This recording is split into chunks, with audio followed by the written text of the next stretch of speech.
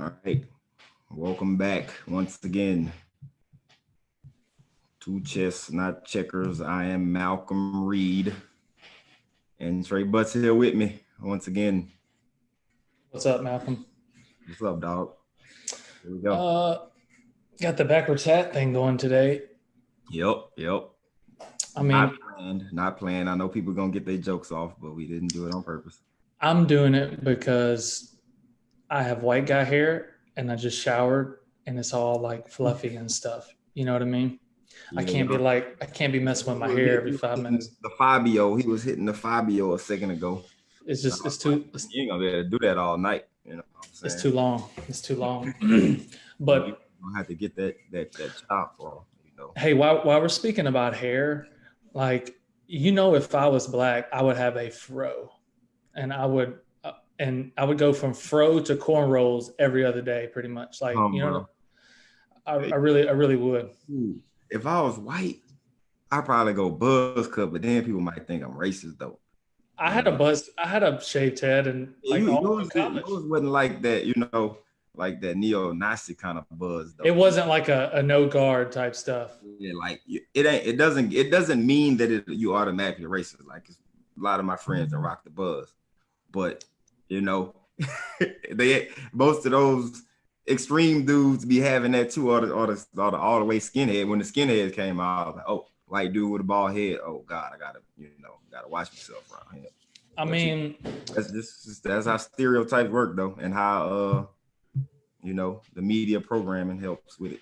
I remember I got a haircut in our dorms freshman year one time. Somebody who used to do haircuts? It was big? Oh. It was Big Glenn, right? Big Glenn? Wasn't it Glenn from Louisiana? G Baby, yeah. I don't remember G Baby cutting hair. Okay. I used to get Blue used to cut my hair. Blue was my first ball at Valley. That was all connected with Blue. Somebody at our dorms was like, "Butts, come on, man, I'm gonna hook you up. I'm gonna line you up," because I didn't know what like getting lined up meant. You know what I'm saying? So I tried to explain to him. I'm like, "Listen, I don't have like a lot of black guys. They have the straight across hairline. You know what I mean? The hair is different." And I was like, "You can't really do that with my hair." And but they tried it, and it didn't look good. It was kind of funny. So they ended up just kind of giving me a little fade and stuff like that, and worked out. But anyway, man, it's been a minute. Yep, had another week off because that's life be catching up with a brother. By the way, this is Gator Proof Kula, Kula. Shout out to my cousin Corey Cooper. He runs a very, very, very successful company called Boat out of Destin, Florida. Guy sells paddle boards and coolers and floating docks, all kind of stuff. He's a brilliant dude. Him and his wife Magda, they graduated from Auburn. Corey had an engineer degree. She was like an Olympic swimmer, national champion. Anyway, just wanted to give a little shout out to cousin Corey. But about the cuz. Right. Anyway, man, what are we starting with today? What you got for me? All right, we are going to do our little song thing, man. So okay. Are you going first? Yeah, I'm gonna go ahead and hit you with it. Okay. I don't think I've done well. See, for those of y'all that don't know, Malcolm usually gives me like the stereotypical white songs, and I give him the stereotypical, black songs. And for those of y'all that don't know, Malcolm knows a lot of white music. As I know. I sure do. And we don't mean to like say it's strictly for white people, but but the artists are white. The artists. Okay, there we go. Yeah. All right. I'm ready, man. All right. You ready? Mm-hmm. Here we go.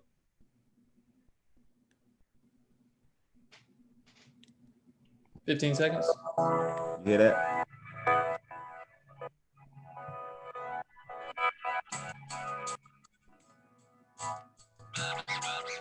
I know it. All right. What is that? The song is Pardon Me While I Verse. While I Verse. Is that Incubus? That's Incubus, man. Mm. Good stuff. Woo. That's a good song though, Reed. I like that. That's a good song right there, man. I like how it starts slow and then it really gets into it. Of the world and Pardon me it's while I people's verse. childish games. That's pretty like, I want to say you know, that yeah. there's a group member in Incubus from Mississippi. Word. I wouldn't know. Don't quote me on that, but maybe. All right, what you got? You ready? Mm-hmm. All right. Stop. We gotta let it play a little bit, man. Okay. You can sing along if you want. I am one of those. All right, there we go. That is Green Day.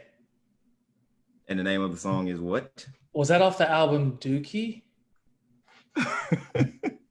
That is off Dookie. That came out like Yeah, late 90s, man. Like that was a good one. Mid-90s for sure. Yeah. What's the name of the song, bro? You ain't said it. You said the album. You ain't say the song name, though.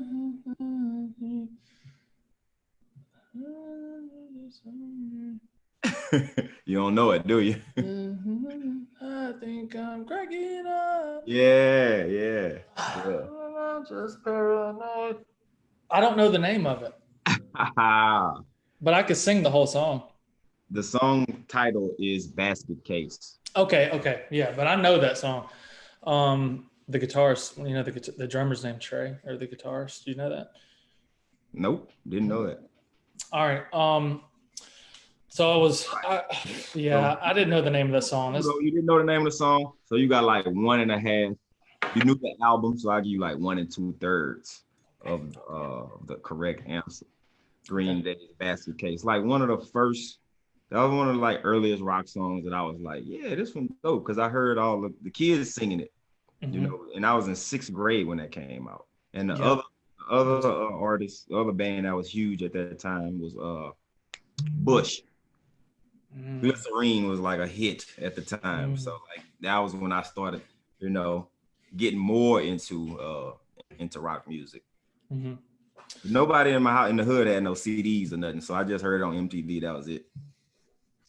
Well, did you? And you know what was unique about Green Day is that they only had, most like alternative bands at that time had a bass guitar, lead guitar, drummer, and a singer, but they only had 3 members. Right. I mean, because Billy Joel actually played the guitar or the bass, one of them. But so that was kind of unique about them, I thought at first. I mean, Nirvana was probably like the other one, the first one to do it like that, to have 3. No, they had 4, huh? Yeah. You're right. Never mind. All right.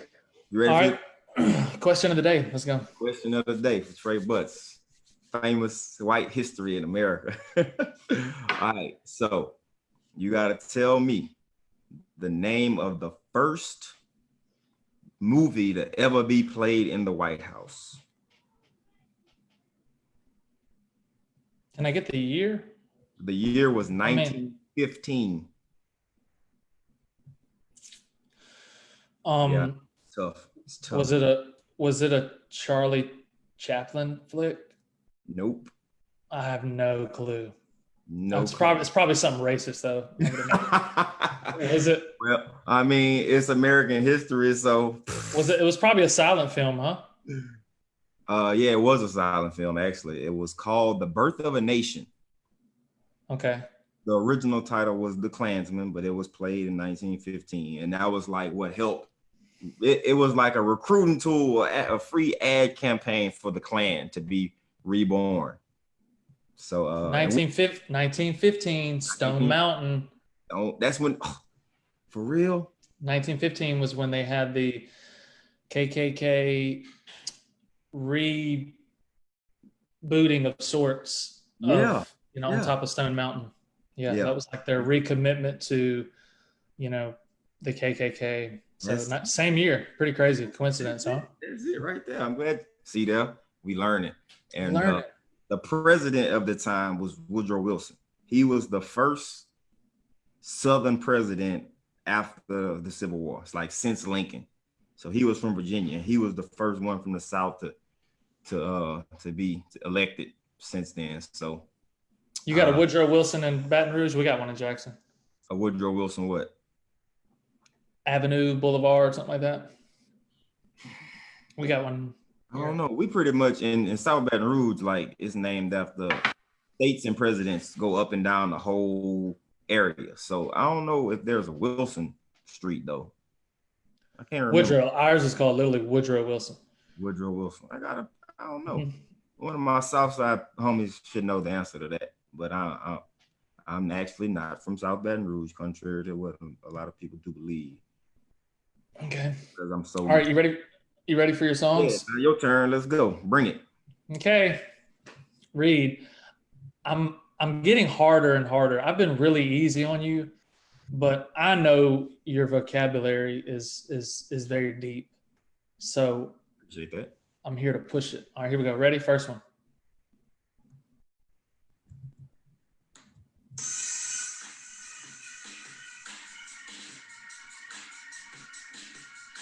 Ooh, get it right. That is, I can't hear it anymore. You stopped it? That's Ludacris. The intro. That's the intro to Ludacris album. No, remember, if you talk while the music's playing, you ain't gonna be able to hear it. Oh, okay.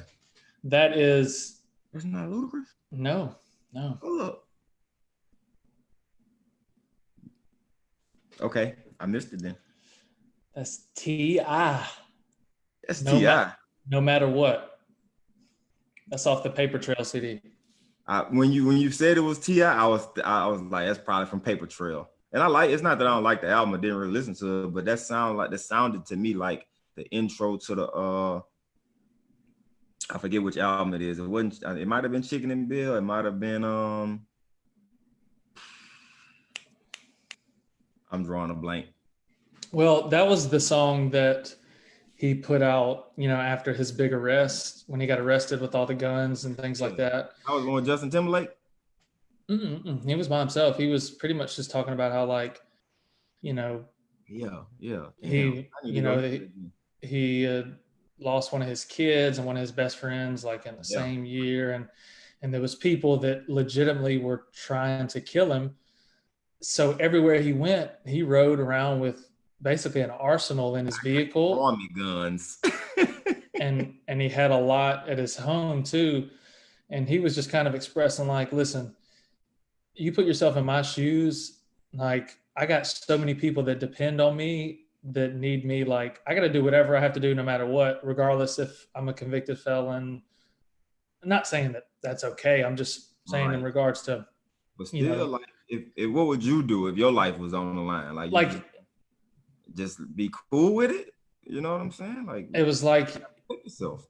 Yeah, and that's what it was. It wasn't like he was doing anything illegal, except for the possession of guns and whatnot. Anyway, all right, a little backstory there. All right, next song. You ready? If you don't get this, man, we're gonna have to reevaluate your. All right, you ready? I don't miss too many of them, bro. All right, let it ride for about 15 seconds. All right, and then I'm gonna stop it, and then you can chime in. All right, here we go.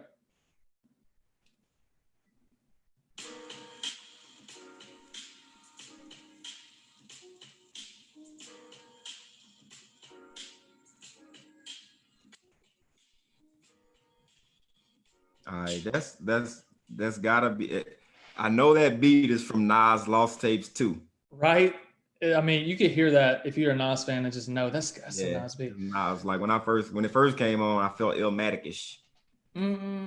It's kind of an Illmatic vibe. Hey, you but Lost Tapes too, that's hard. That's the song he talked about Prodigy on there.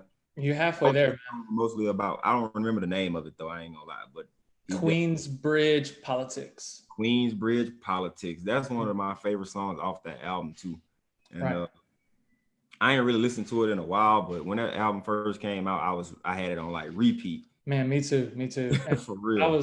And people, it wasn't as good as Lost Tapes 1, and we had that on repeat our whole freshman year, basically. Mm-hmm. But it's still a hard album for sure. And like, you could tell that one is more like songs that's just thrown together. Like, it really sound like a group of lost tapes. Mm-hmm. The first album sounded like, it had some some kind of continuity to the songs, like one song built off the other. Seemed like to me. I mean, Good song choice though. both, I like that. both of those artists though, they're both lyricists and they actually speak, they enunciate so you can hear what they're saying, because what they're saying they feel is of importance, and youth need to hear some stuff.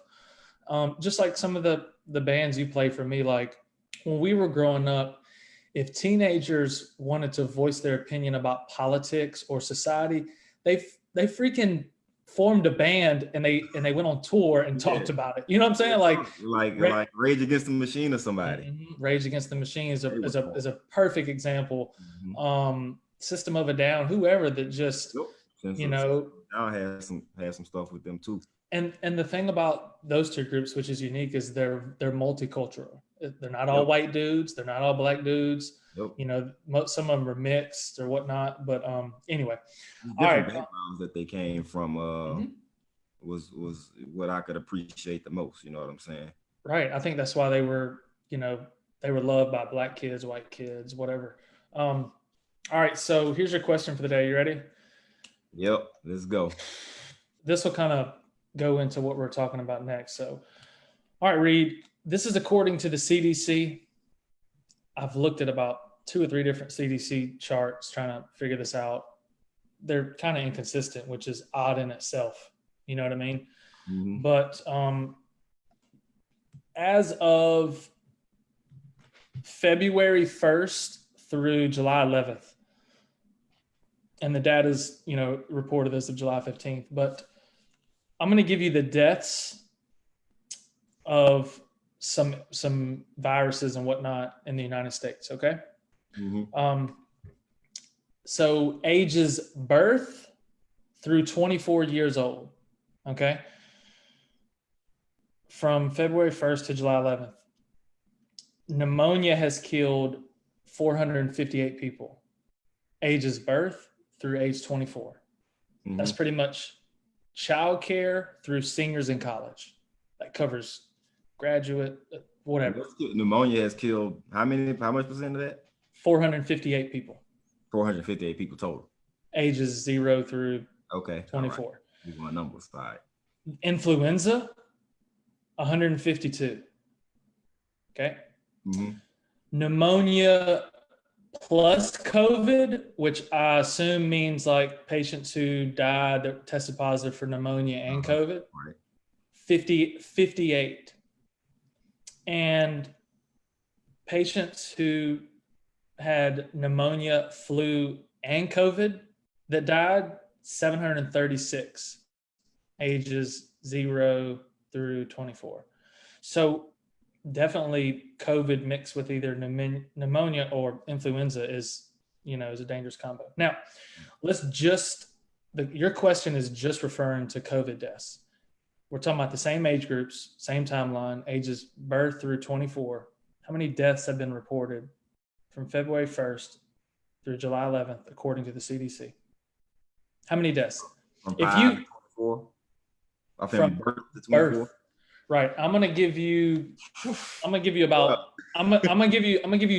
If you get within 25, either way, I'll give it to you. Okay. I ain't looked at these numbers, man.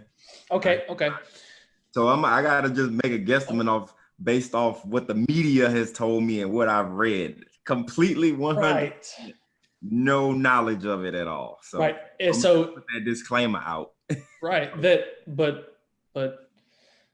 I mean, that's what I want. Like, right. That's what we all got to go off of, right? Right. But yeah. So what do you think? 5 to 24 COVID deaths. 0 to 24.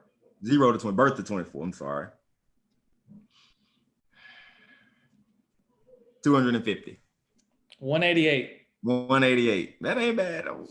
Okay, so 188. So we're talking about. Is that worldwide or United States? That's United States. Okay, 1 out of 8. So 88. That, if you want to base it on a full year, people might have died in January of COVID that we didn't know about. Oh yeah, no doubt about it. But either way, so Or maybe not actually. Who knows?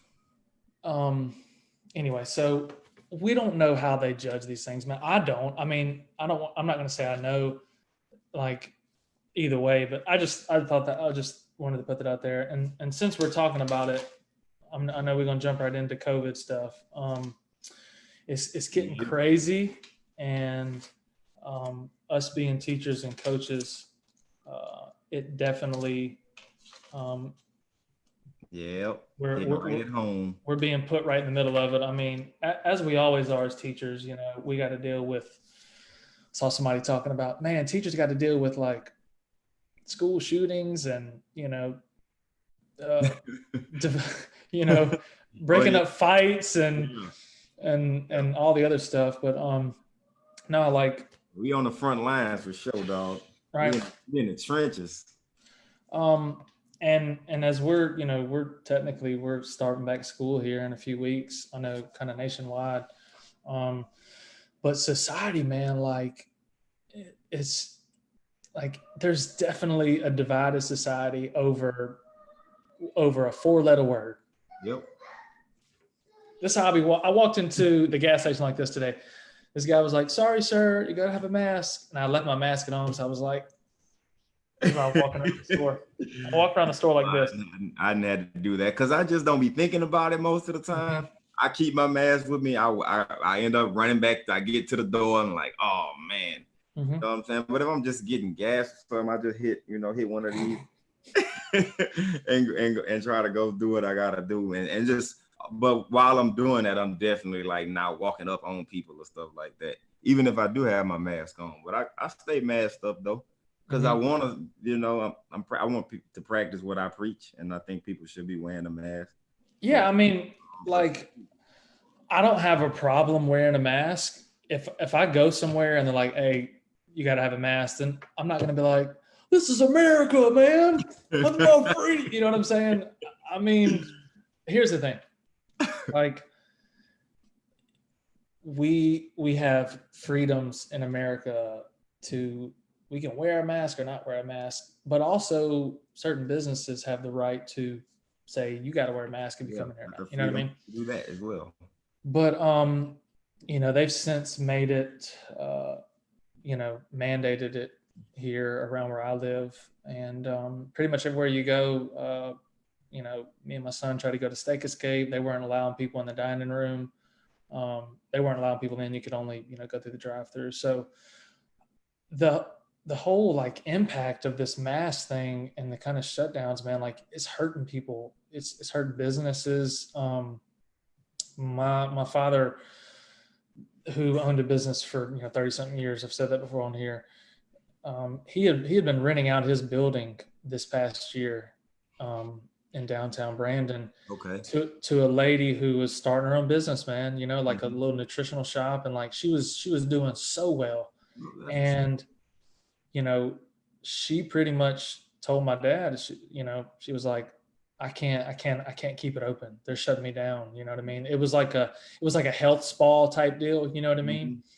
mm-hmm. And she had to shut down because her business wasn't considered essential, and that's who I feel for the most. I mean, we're not talking about deaf people, so I don't get it twisted. I'm not saying I don't feel for those people. I'm saying in terms of just society in general, um, so many small businesses are going under, and people's lives are being affected greatly.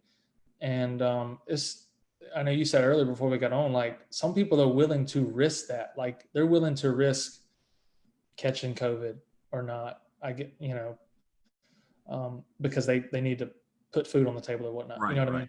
right. And then and we was talking what we were saying about that, like if a person is in dire straits or in a kind of an economic bind, then it's no telling what they'll do to survive or to thrive or to do whatever they feel like to maintain their lifestyle. Like so when you look at or to improve their lifestyle. So you look at somebody who, let's say, I don't know the lady who ran your dad's spot or whatever. Let's just say she came from a very impoverished area where drugs are prominent, and she she spent her whole life trying to get out of that, and she lose her job and she got to go back home, back to the environment that was not a positive one for her, and she get caught up in a life of crime or whatever.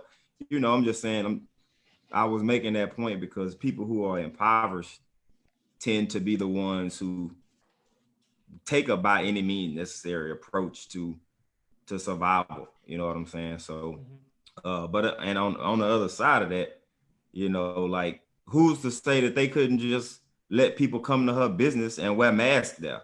You know what I'm saying? Like, why does her business even have to get shut down for real?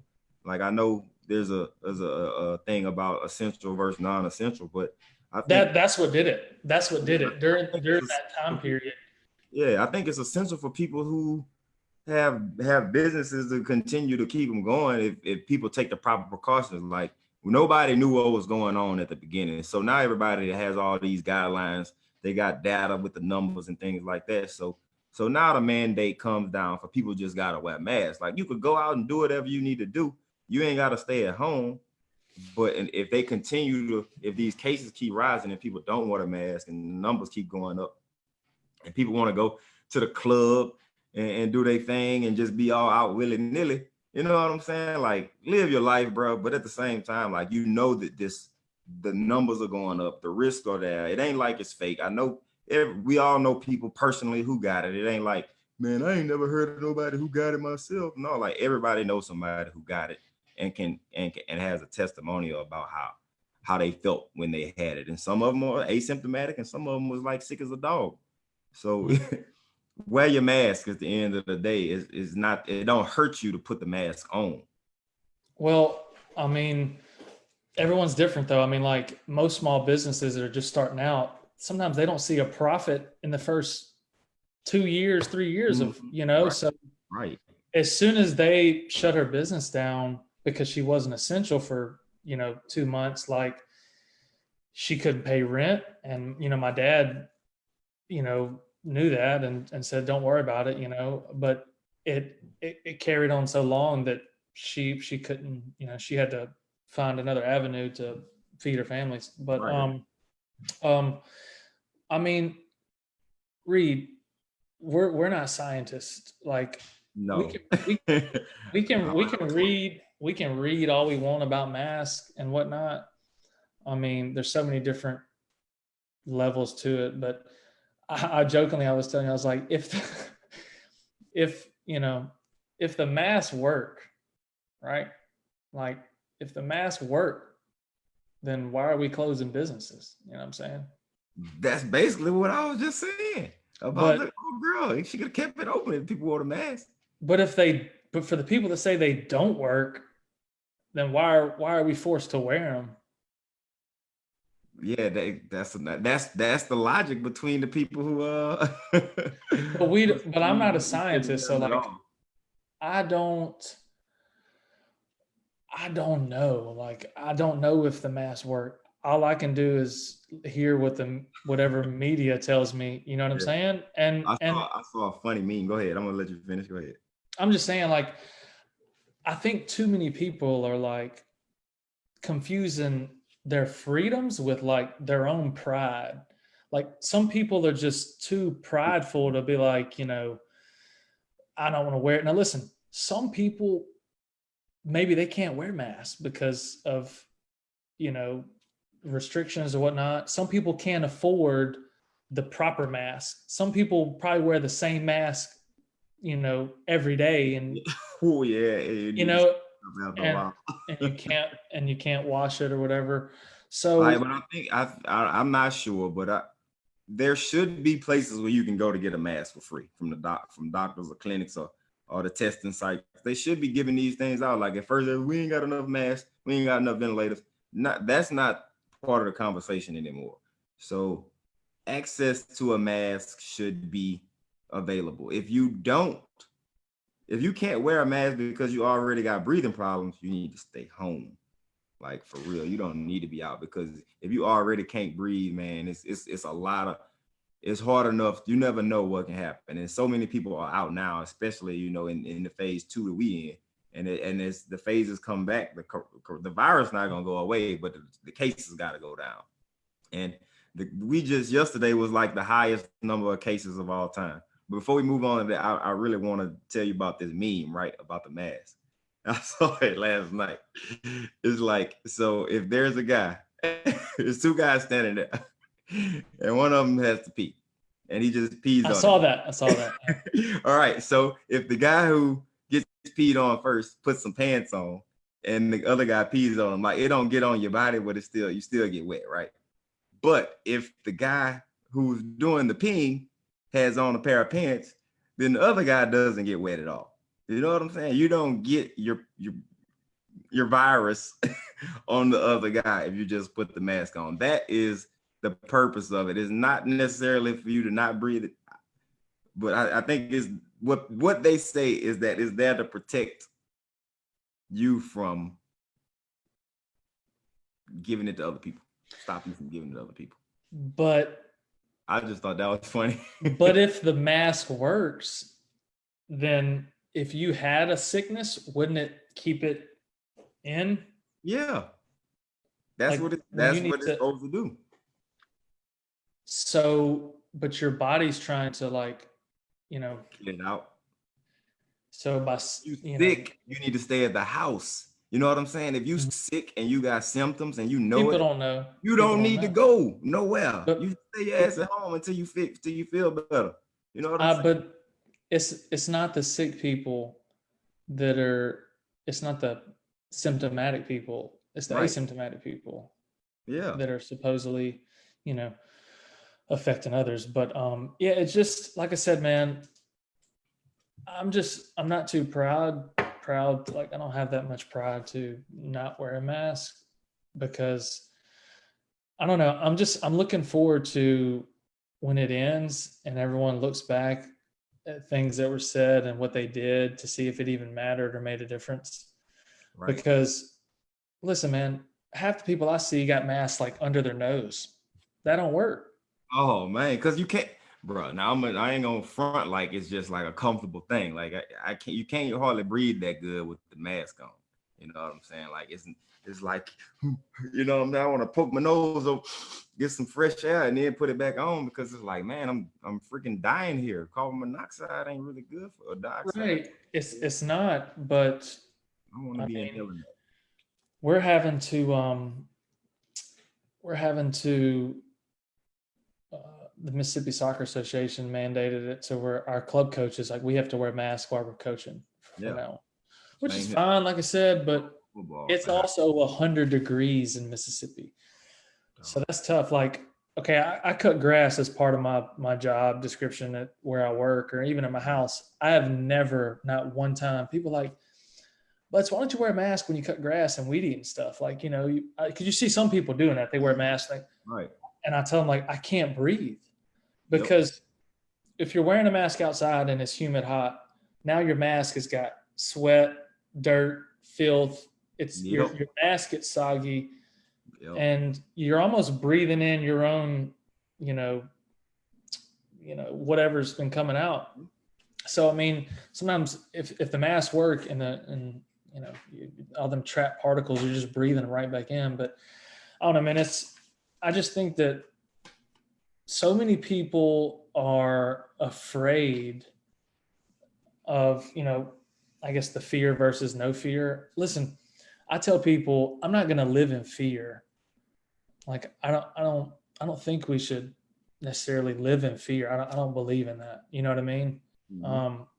I mean, I've had too many people close to me just within the past year that died from other things other than COVID, car accidents, cancer, whatever, old age, whatever. But my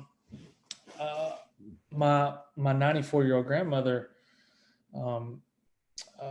we went to a little July 4th get together a couple weekends ago. My cousin Lamar, contracted COVID-19. The white dude? He's a pharmacist. He's a pharmacist. But he's a white dude named Lamar. Yep. Lamar. First time I ever seen that. Shout out to Lamar, man. For real? Yeah, that's what's up. Oh my God. What up, cuz? Anyway, so no, I'm saying so he tested on a Monday. Uh-huh. He was around his mom and dad, his wife, his 3 kids, one which is like a newborn, basically, under the age. Didn't get his test results back till Friday. He was around all of my family members, my 94-year-old grandmother, and he tested positive? Yes, but never had any symptoms, but like maybe sniffle nose or something like that, just very, very mild. None of his family contracted it. They all had to test his family. None of them got it. Right, so, but my grandmother, at the time, like they came and visited us while we were all at the get together. We were down to Hattiesburg. That's where he lives, in Hattiesburg, but they didn't get out of the car, nothing like that. Right. So, but it brought my grandmother to tears because like in that moment, she couldn't even go see her grandson, her grandson and her great grandkids. And like, she got emotional about it. You know what I mean?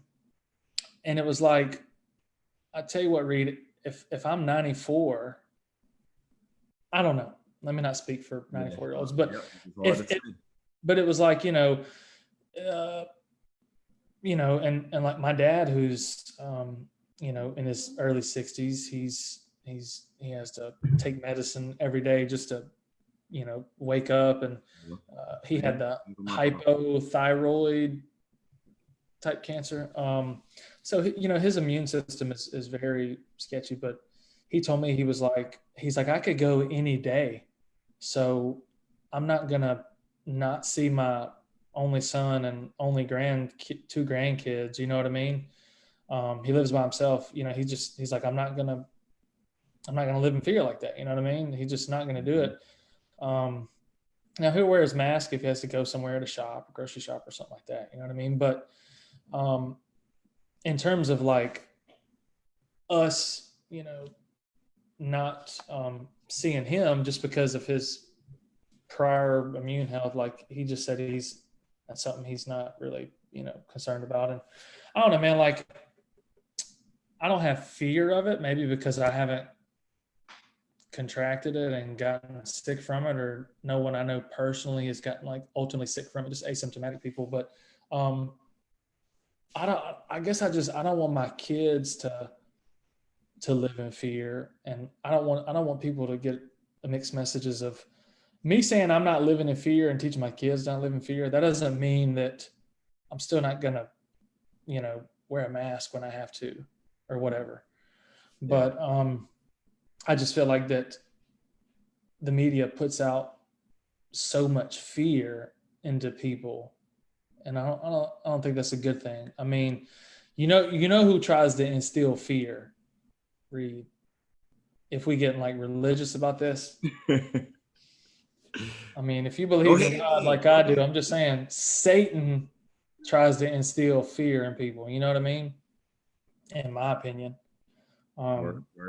So, like I said, man, we're living this life for the next life. That's my motto. That's what I believe in. So, not that I would ever want to get sick and die from COVID and leave my kids, Yeah. But I'm just saying it's just a fine line, man, between some people are so scared. Like we talked about the line between us right now on this little split screen. People are pissed, man. They're like, wear a mask. You're going to kill everybody. We can't open schools. We can't do this, that. Mm-hmm. Yep. I mean, part of it. That's and then people, on the other side is like, screw it, let's do everything. You know what I'm saying? Mm-hmm. On the whole other side of that, forget the mask, forget closing schools, just go full-fledged back to normal and just let whoever dies die. And I'm not on either side of those people. You know what I'm saying? That's just me. I can't really say I definitely think we got to be cautious because people are dying, like thousands and thousands and thousands of people have died. Mm-hmm. And like you said, I think it was 9% of the million deaths that have taken place. 1.2 million deaths of just U.S. citizens. 9% of that has been COVID over the last almost 9%.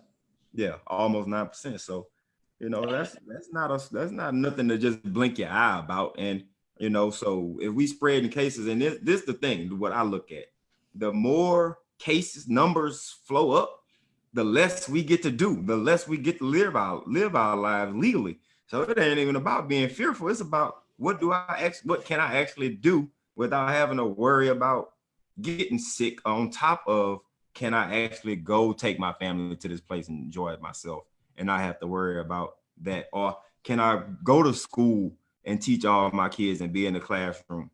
The other day, where I wanted to tell this story, I was at Chick-fil-A, right? And this one of the students at St. Amar worked at Chick-fil-A. So she had a mask on, so she ain't recognizing me.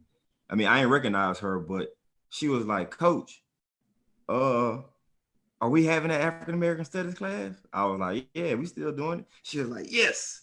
I was like, bro, we gotta go. You know what I'm saying? It made me excited. Like, dang, she really want to learn. So I do want to get back in the classroom, and I definitely want to get on the field. Most people saw me post that video of my running back hitting backflips with his burpees. Like, that boy grinding every day, and he ain't the only one on our team.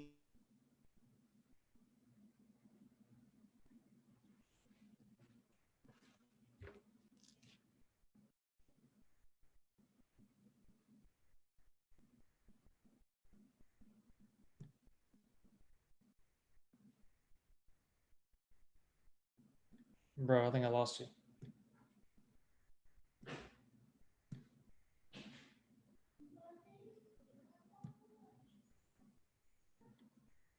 Young Reed, I cannot hear you right now.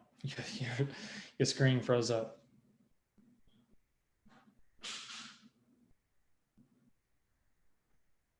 I got you. What happened? I don't know, man. Coronavirus got the Coronavirus. All right, go ahead. Well, I guess it's time to move on to the next. No, I mean, you was just talking about, like, getting back in the classroom and whatnot, and like some our local news station posed a question, on Facebook. Do you think schools should reopen? Yes or no? Mm-hmm.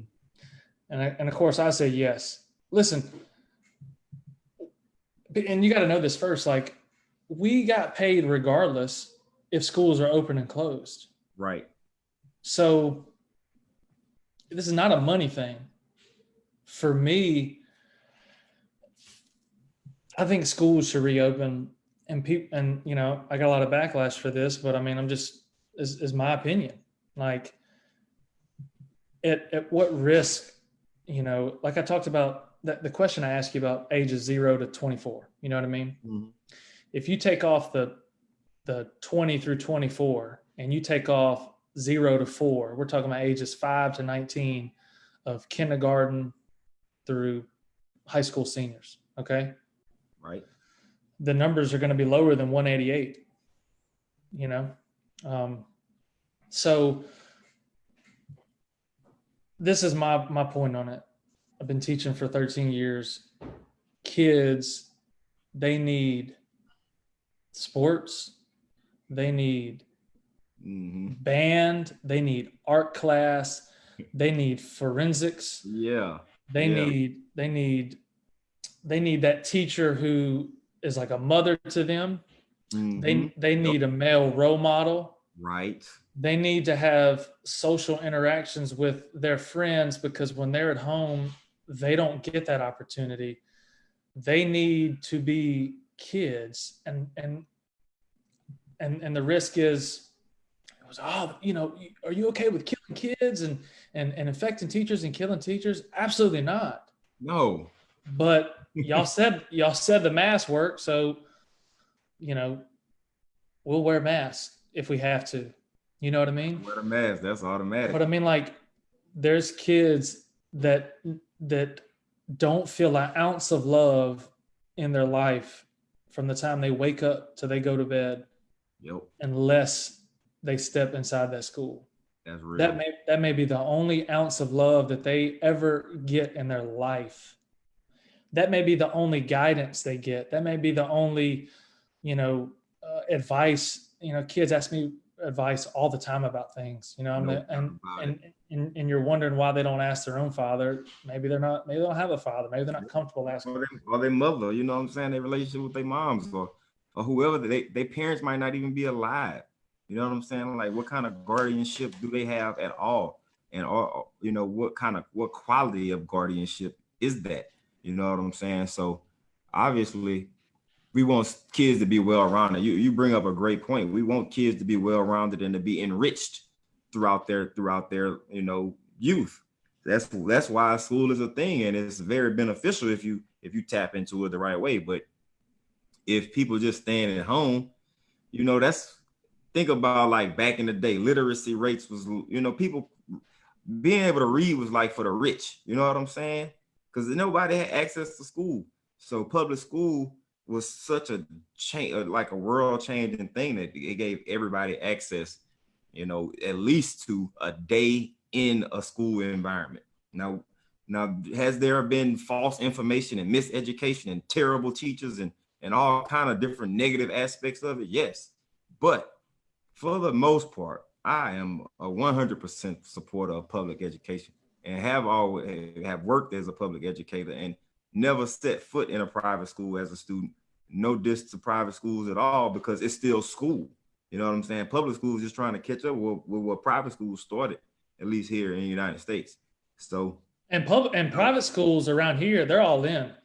They're going right, back, yeah. and but Also, I haven't really checked on what the private schools gonna do specifically, but I think based off what our guidelines are for the state, they kind of sticking to the same thing. So like what my school is gonna do, we got a very large population, one of the biggest schools in the state. You know, over 2,000 students. We not gonna be going every day. It's gonna be one day or the other for same some. with us. Yeah, and the option to go on a different day, it will be there as well. So and y'all have what you said, like 900 students, Yeah, ballpark around there. and y'all So gonna be going group A, group B, or for 2 weeks, and then we're going for a week and a half, and then we're going all together. But no, I mean the whole thing, though, Reed, it's a risk over reward. I mean, the mental health of these kids, to me, you know, that's what I worry about, the mental health of these kids, that you know, there is no home life for them, and it's a risk over reward thing. Listen, man, some kids, the only time they get fed is the 2 times that they're at school right, for breakfast and lunch. mm-hmm. Which is or another or thing. Is like you got to ask, how's that gonna work for for them to or in eat? the or in the afternoon, you know, for their sports. I mean, even that kid who, you know, what about the kid who can't afford college, that, you know, is hoping to get a scholarship? Otherwise, he's not going to school. I mean, I feel for these baseball players, man. I mean, baseball and softball kids, and golf, and all the other sports that, Man, you know, any student in general, like not even football and athletes. Like some students are basing their academic performance on, you know, they college future, and they not even getting the opportunity to, like, you know, make the grade. They might have been right on the cusp of what grades they needed. Now, I will say I will commend a lot of colleges and universities for like waiving a lot of fees and giving a lot of students opportunities to have access to financial aid or whatever is going to be needed by them. But you know, it's just crazy, bro. The students should be our priority, and I think that's where your head is, and I'm right with you on that for sure, because they need it.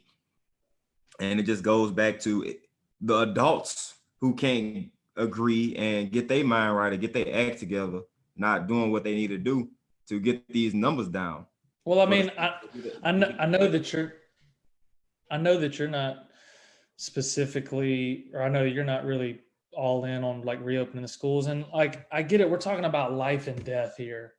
You know, I understand that sports is not more important than life or death, No doubt. or education in general, Right. or money, or none of that. But I just don't, you know, to me it seems like, listen, man, in America we have the upper class, which is very few. We have the lower class, which is, you know, similar, and then we have a majority middle class society. You know what I mean? And I don't know, bro. That lower class is that upper Okay, well, upper class is much different in size, I would say. well, either way, we're still three, I guess, We classified in break three it into different. three groups mostly. Yeah. So, but the majority, like, are the rich and fortunate even being affected by this? They got money, they got, whatever, certain jobs that are keeping them afloat. But, Mm-hmm. the lower class portion of America and the majority of the middle class, like, if we don't go to school, who's going to watch their 3-year-old child? Who's going to watch their 5-year-old? I have an 8-year-old. You think I'm leaving her at home by herself if we don't have school? Can't do it. Mm-mm. Can't do it. I've left my 14-year-old and 8-year-old at home for a couple of hours, but I'm not fixing to leave them home for 8 hours a day Right. by themselves. Like, so does that, I mean, there's just so many unanswered questions about what do parents do that, can't stay at home, or so now they got to take off work and now they can't afford to do this or pay bills or whatnot. You know what I mean? What about? Well, I was about to say one thing. A lot of schools are doing, including my parish, is the K through 5 going to school every day. They don't have the option to go virtual because I think for those reasons specifically, but also, but then you got to think about it, like what does you exposing these kids? They not really at high risk, but their parents are, and then these teachers, elementary school kids is mostly ladies, older. I mean, you're gonna have some younger, some older, but the older teachers are gonna be at risk. Teachers with underlying conditions. How you gonna get subs in? What they gonna do? Who gonna work in the cafeteria? Can the same people? Now, if you don't open, then those same people who can't work in the cafeteria, who depending on that job, are gonna be in trouble. So man, you can't please everybody. You gotta take a dice roll one way or the other with it. You can't promise Bus drivers. bus drivers. Ooh, I mean, yeah, it's the thing of, you know, um, you could have one asymptomatic kid get on a bus full of 30 kids. You can't social distance on a bus. no, it's impossible. If otherwise, it's going to take 3 hours to go pick up different sets of kids. You can't do that. So what's the point of social distancing in school if they're not social distancing on a bus? You know what I'm saying? That things that have been put in place make no sense whatsoever. I mean, it's like they told us teachers, okay, you guys will have to take temperatures and ask questions regarding COVID symptoms and things like that. Well, if the bus drivers don't do it, and then we get a kid who's got a high fever who says yes to one of these questions, then what does that mean? That means that potentially every kid that was on that bus, whatever school they went to, yep, elementary, middle school, high school, classroom.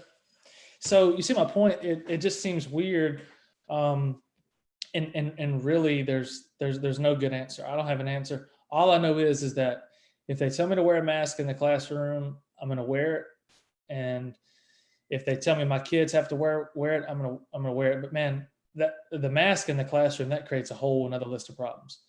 Kids gonna be hiding their vapes in there. You know what I mean? They're chewing tobacco. I mean, that's bro. We can't. We'll be all night. Yeah. Well, I mean, and the day after trying to just go over every. Well, I know this shit can go wrong. It seems like I said. I mean, we just don't know yet. Like I said, it's going to be interesting to look back in a few months and see how all this went down. But we gotta try for the kids. But we got to take all the precautions necessary because we owe it to the kids that need. Yeah. I don't think we should just shut it down. I think we gotta make an attempt. And we're offering virtual learning. Yeah, and you could choose. I don't know how that works for eligibility of athletes. It doesn't. If you play football and you do virtual learning, you don't get to play football. Yeah. And so that means they're trying to discourage kids from doing that. which is backwards in itself. It's like, so you can't do virtual learning for all of your academics and still come to practice. That doesn't make sense. Oh God. You know what I mean? Anyway, I don't know, bro. I don't know. I ain't got the answers. Tomorrow, it might be a whole nother story based off another breaking record in cases, which continues to happen. Everything's in pencil. Everything's in pencil. It's all in pencil. And what I'm going to do is what I'm told to do, basically, or what is asked of me. You know what I'm saying? I don't have no issues wearing masks or teaching with a mask on or enforcing masks being on in my classroom and social distancing. It ain't no problem. If students are excited about learning when they come to school, I'm gonna teach them. And if students want to bust their butt to play ball and be the best they can be on the field, I'm gonna do that. I'm gonna do my best to put them in position to be successful in that as well. And then I'm a mentor, I'm a guide, and be an example. And that's at the end of the day, I can't do nothing else. But there's no way you can properly administer social distancing in a school, bro. You go to school to socialize and to talk to people. You know what I'm saying? That's the coolest part about being in school is like you can lunch. we have this much room in between desks with 30 kids in a classroom. You can't be 30 in the classroom now though. It ain't gonna be 30. Like that's the limit. I'm just like. But I feel you going with it. Like, so that's one of the things that they doing to try to like there's just too many conflicting rulings and laws and scientific evidence. There's too much conflicting misinformation.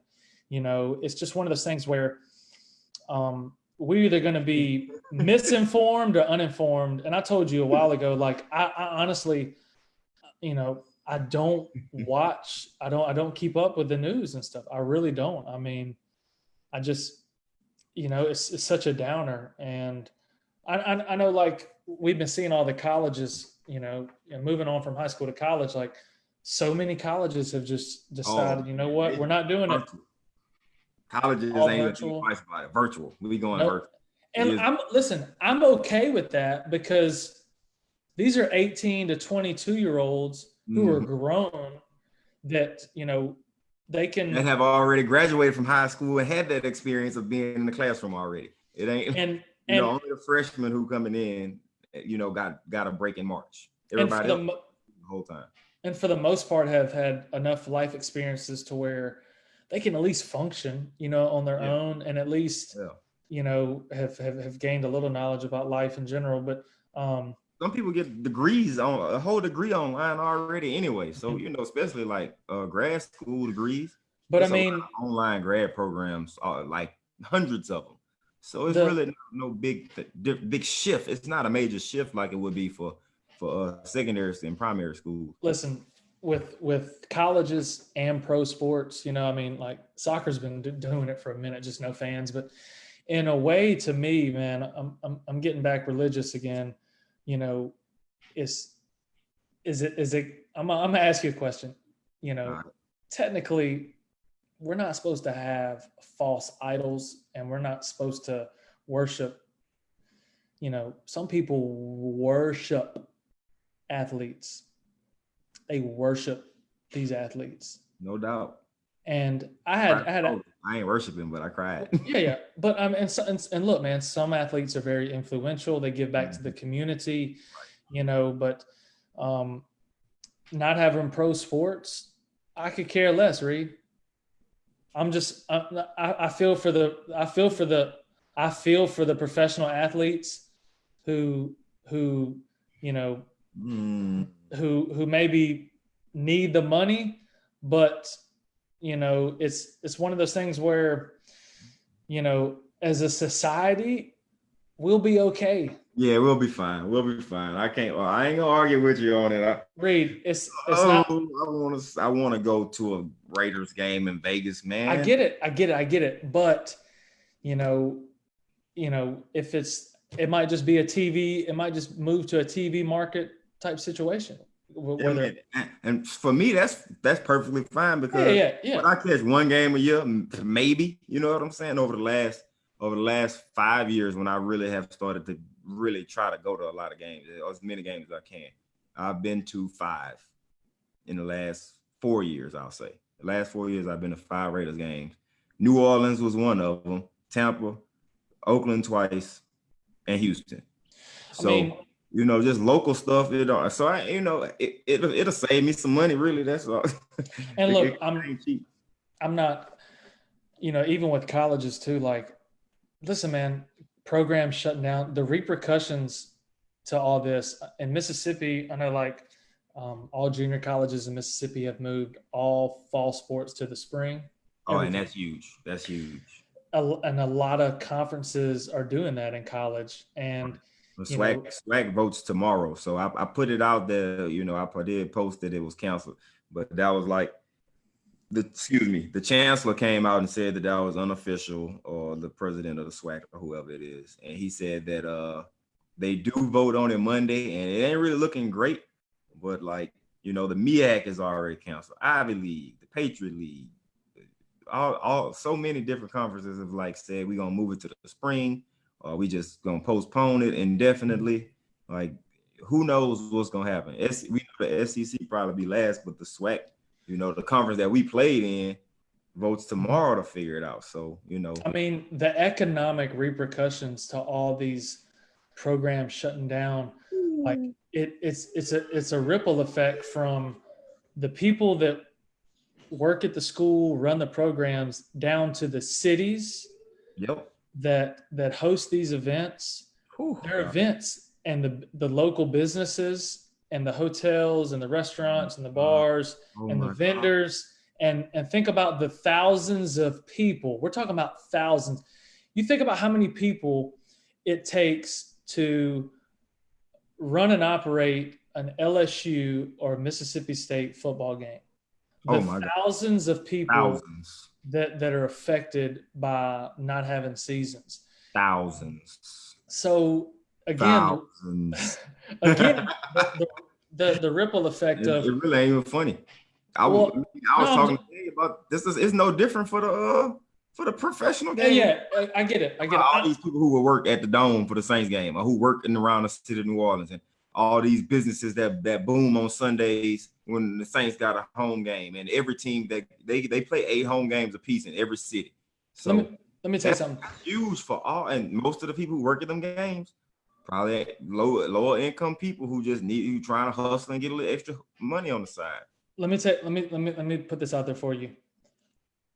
Mississippi Valley State, if that school goes under, so does the town of Itta Bena and all the people that are in it. Ooh. For the most part. You know what I'm saying? It's gonna hurt some people for sure. Think about how many people that hurt a lot of people in that city. Think about the hundreds of employees that worked at Valley lived in Itta Bena or right around that area. It would affect Itta Bena and the whole of Florida County, really, and a lot of the surrounding ones too. But I mean, like I said, man, it's a risk over reward thing.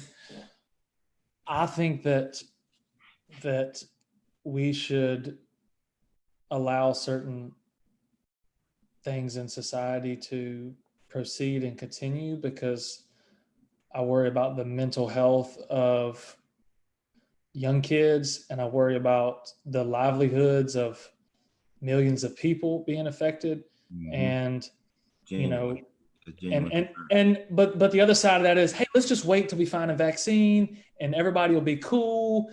But we have a flu vaccine and people still get the flu. Did you know that I've taken? All right. Since I've been a teacher, they offer the flu vaccine every year, all 13 years, right?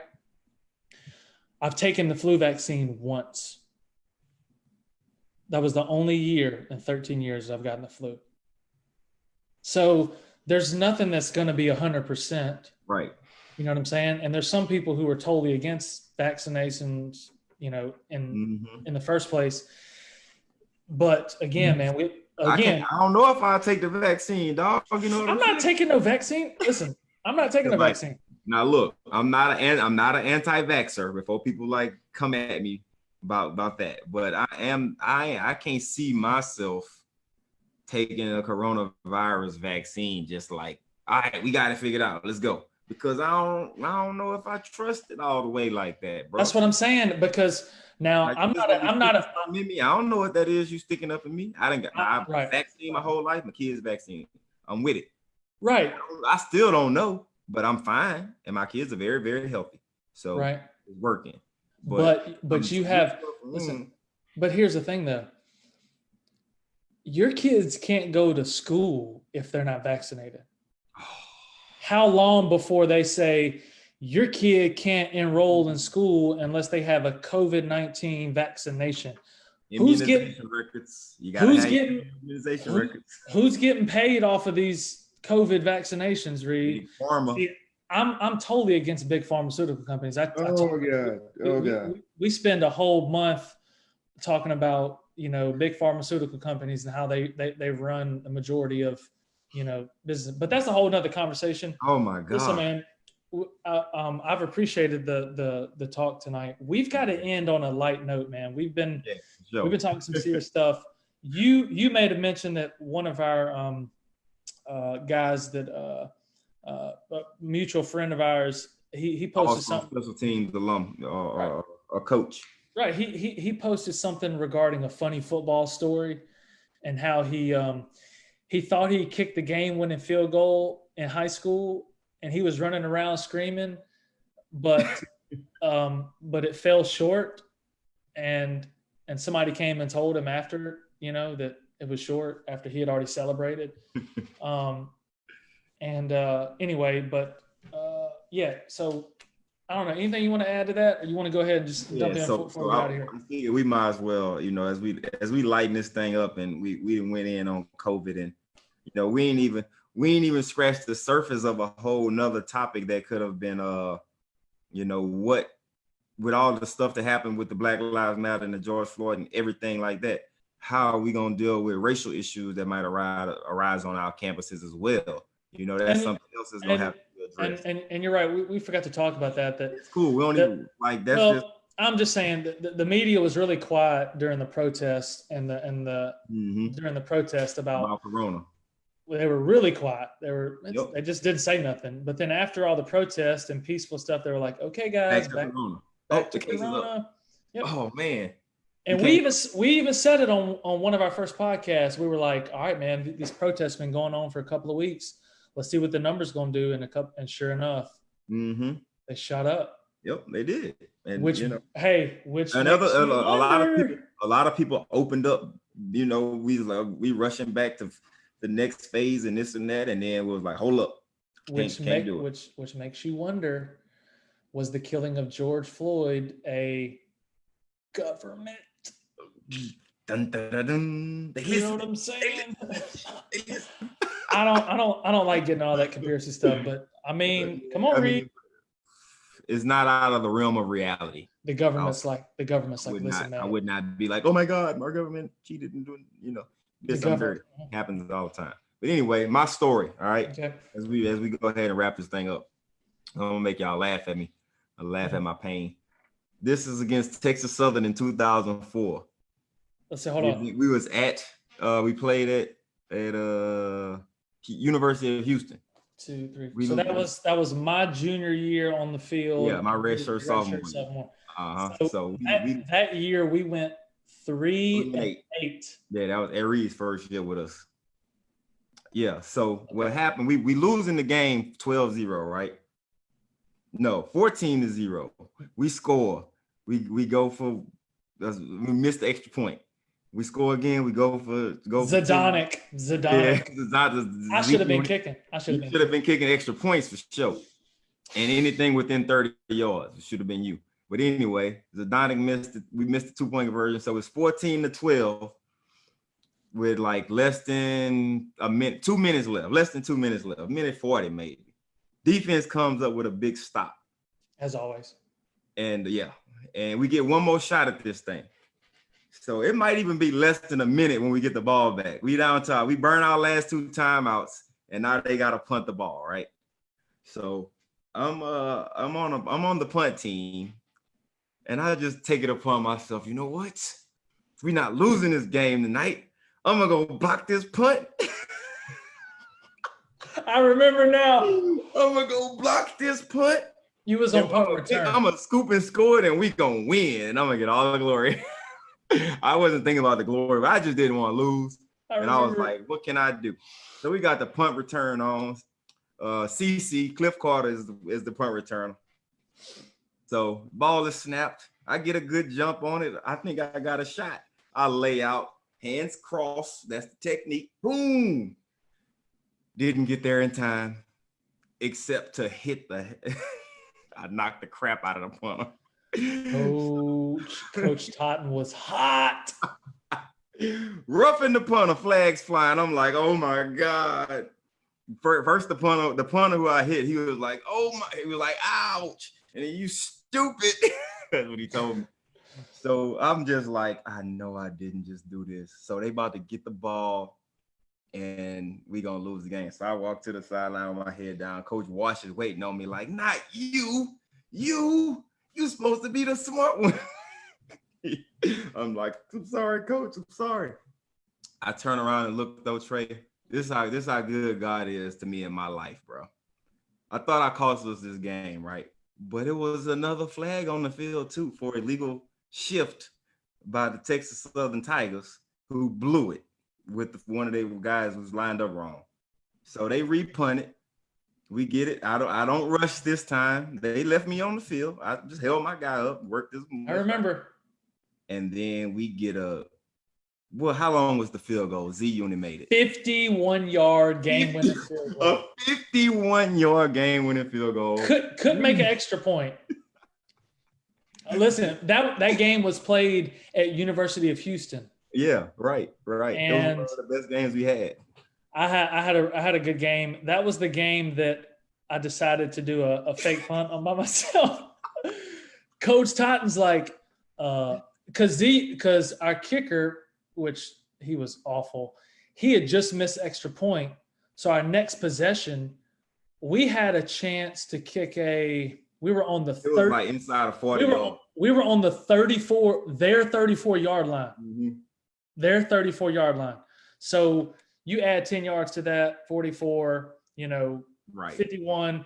It would have been a 50-something yard field goal. I think it was shorter than a 50-yard field goal, bro. It probably, it was like 45 to 50, but it'll make it within his range. Coach, but either way, he was still mad because he missed extra point. So he wasn't even thinking. He was just like, "Butts, go." Punny. And I looked at Coach Watch. I was like, Coach, why don't we just go for it? We're down. Why don't we just? What is a punt going to do? He's like, man, just put it outside the 5. So I'm like, all right. So I told low key. I looked at Tyler Knight. I said, Tyler, just run about a 10-yard out right here, because it was like I think it was like maybe 12 yards for a first down or something. It was like it was in rules and reach. So nobody knew we were running a fake but me and Tyler. And so dumb for that. He was playing guard. Either way, I just I took it and they called the flag because you threw it. Mm-hmm. Took off running. Eligible man down the field. I was like, I'm not, even if I put it inside the 5, now I got a 20-yard punt. You messing up my average again. Anyway, all right, let me get to my story. Go ahead. All right, since we're talking about football, so small white kid walking to a 99.9%, black locker room is a little intimidating when you're 18 years old and you're looking at, 6'8", 300-pound linemen and whatnot. And I never took showers after practice. Never. Always went back to the dorms. Always. First game of the season, first home game. I think we're playing Pine Bluff. Regardless, it doesn't matter. So, I'm a little nervous. I'm like, all right, now, got to take a shower after the game. It is what it is. I'm just going to do it because it was, So our showers at Valley was like no stalls, curtains. It was like 30 showers on either side of the wall, right? Yep. So, of course, being the kicker and the punter, I got in there first, took my stuff off. Like I was, one of the first few ones in the shower. So a couple minutes roll by, all them big guys had to take off everything because they walk a lot slower. So after a few minutes, man, like pretty much the showers were full. You know what I mean? It was 20 plus people in there. And they had all, I guess, planned to do this prior, but Mario Branch was the ringleader. Okay. Rest in peace, Mario. RIP, Big Yo, man. But Mario had talked to about maybe 10 or 15 other players prior to coming in the shower. And I was like, all right, we're going to play a prank on Butts. We're going to get him. We're going to scare him because he had this big, deep voice, you know. He's like, hey. We're going to get Trey Butts right quick. So the whole don't drop the soap in the shower thing, you know what I'm talking about? Don't drop the soap. I swear to God, I'm like basically finishing up. I'm just, you know, I'm in the shower, I'm doing my thing. And at the same time, out of nowhere, they threw about 15 bars of soap at me. Some slid under my feet, some hit me in the back of the head, some splattered off the wall, like, and all at once, you know, and of course, when you're in the shower, you focused here, right? So all of a sudden, all I see is blub, blub, blub, blub, blub, blub, and all these bars of soap.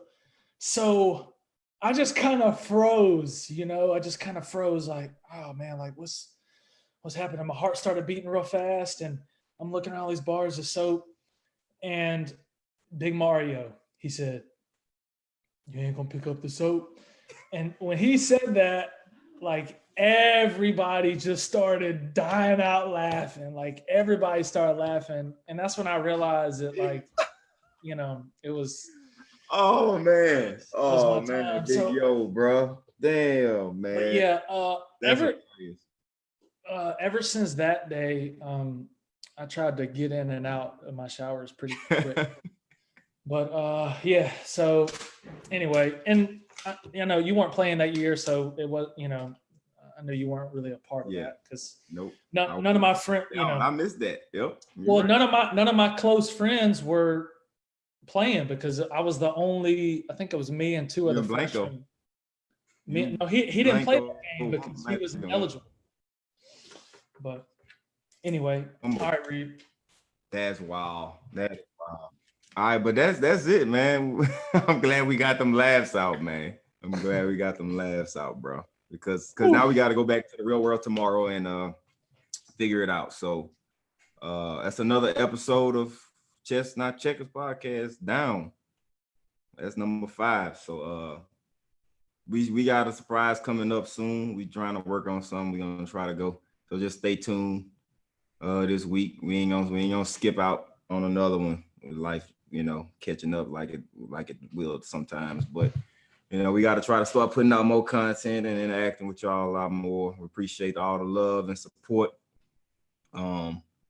We went live on the actual page this time, so you know, share it, like it, whatever.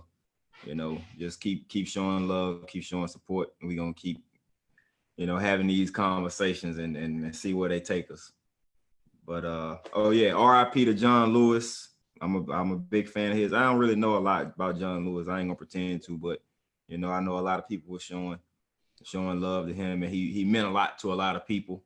So I want to send that love out for the person that he was, and you know what he means to everybody who is affected by his death in one way or the other. And yep.